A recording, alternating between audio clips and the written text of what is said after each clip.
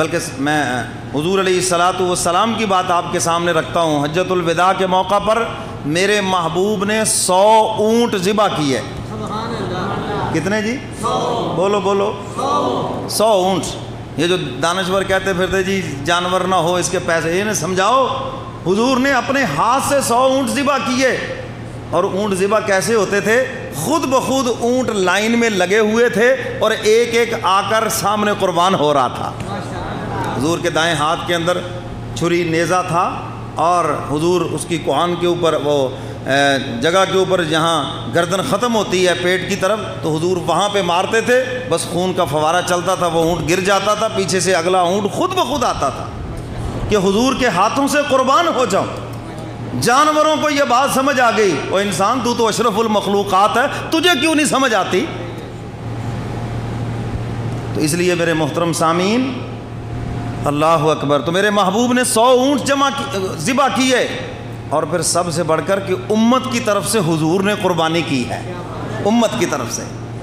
کیا اس محبت کا کوئی ہم حق ادا کر سکتے ہیں؟ کوئی کسی کے لیے اتنا نہیں رویا جتنے حضور اپنی امت کے لیے روئے ہیں.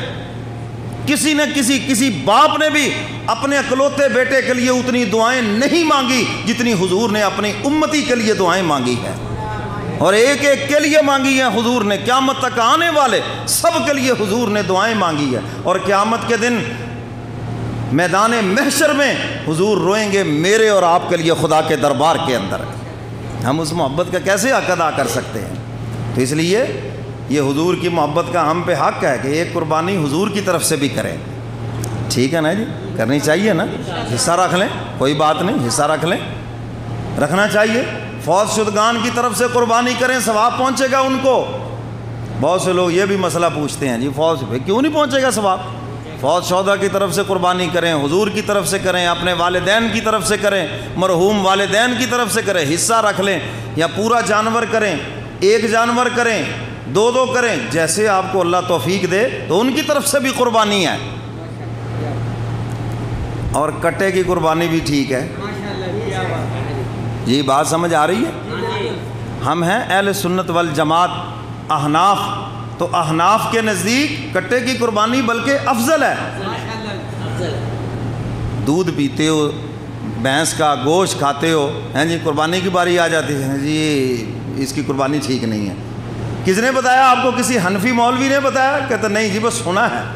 میں نے کہا ہم مسئلہ ممبر و محراب سے آپ کو بتا رہے ہیں اور پورے یقین کے ساتھ آپ کو بتا رہے ہیں کہ بھائی بھینس کی قربانی بالکل ٹھیک ہے، کوئی شک شبے کی بات نہیں، بلکہ افضل ہے. اور میں تو خود کہہ رہا ہوں کہ جناب میرے لیے کوئی وہ یہی قربانی ڈھونڈو. ابھی بھی میں نے یہ کہا چاچے صحیح سے. تو اس لیے میرے محترم سامعین ایسی کوئی بات نہیں. اور قربانی کے اندر عقیقے کا حصہ بھی رکھا جا سکتا ہے اور اس سے بالکل قربانی ٹھیک ہے، کوئی شک شبے کی بات نہیں ہے. تو اپنی قربانی کے اندر ہاں کسی غیر مسلم کو داخل نہ کرو کہ وہ گوشت کھانے کے لیے آپ کے ساتھ ہو جائے، جی ایک حصہ مجھے دے دینا، میں چلو گوشت ہی لے لوں گا. تو پھر آپ کی سب کی قربانی خراب ہے، بالکل غلط ہو جائے گا سارا سسٹم. تو اس لیے سب کی نیت قربانی کی ہو، ہاں سب کی نیت. اور اس کے اندر کوئی چاہے عقیقے کا حصہ رکھے، چاہے مرحوم والدین کی طرف سے رکھے، چاہے حضور علیہ الصلاۃ والسلام کی طرف سے رکھے، قربانی بالکل ٹھیک ہے. فرمایا لن ینال اللہ لحومها ولا دماؤها ولکن ینالہ التقوی منکم. حق تعالیٰ فرماتے ہیں ہمارے ہاں تمہارا خلوص پہنچتا ہے، تقوی پہنچتا ہے. اور قربانی کا مقصد ہی یہ ہے کہ تمہارے دلوں میں اللہ کا خوف پیدا ہو جائے. تمہارے دلوں میں کیا پیدا ہو جائے؟ اللہ اکبر. حضرات صحابہ کرام کے دلوں میں کیسا اللہ کا خوف پیدا ہوا. سیدنا صدیق اکبر رضی اللہ تعالیٰ عنہ وہ عظیم انسان ہیں جن کو ایک مرتبہ نہیں پتہ نہیں کتنی مرتبہ میرے محبوب نے جنت کی بشارت سنائی. عشرہ مبشرہ میں یعنی وہ 10 صحابہ جن کو دنیا میں جنت کے سرٹیفکیٹ دیے گئے اور یہ اعلان کیا گیا آج کے بعد نیکی کرو گے ڈبل لکھی جائے گی، اگر گناہ بھی کرو گے تو نامہ اعمال میں نیکی لکھی جائے گی. ابو بکر فی الجنہ یعنی جنت کی خوشخبری سنائی گئی ہیں جی. اور حضور نے فرمایا کہ امت مسلمہ ابو بکر کے احسانات کی مقروض ہے، میں نے سب کے احسانات کا بدلہ دے دیا سوائے ابو بکر کے، مگر اس کے باوجود اللہ کا ڈر کتنا ہے، تنہا بیٹھے رو رہے ہیں، کہتے کاش ابو بکر کسی مومن کے بدن کا بال ہوتا، کاٹ دیا جاتا اور مجھ سے حساب نہ ہوتا۔ کبھی فرماتے کاش کوئی جانور ہوتا، کھاتا پیتا مزے لوٹتا اور قیامت کے دن مجھ سے حساب نہ ہوتا۔ کیا خوف خدا ہے دل کے اندر ہے، اللہ اکبر۔ سیدنا فاروق اعظم رضی اللہ تعالیٰ، کیا خوف خدا ہے، کہتے اگر آسمان سے اعلان ہو جائے صرف ایک انسان جہنمی ہے اور باقی ساری دنیا جنتی ہے، مجھے ڈر ہے کہیں میں وہ نہ ہو جاؤں۔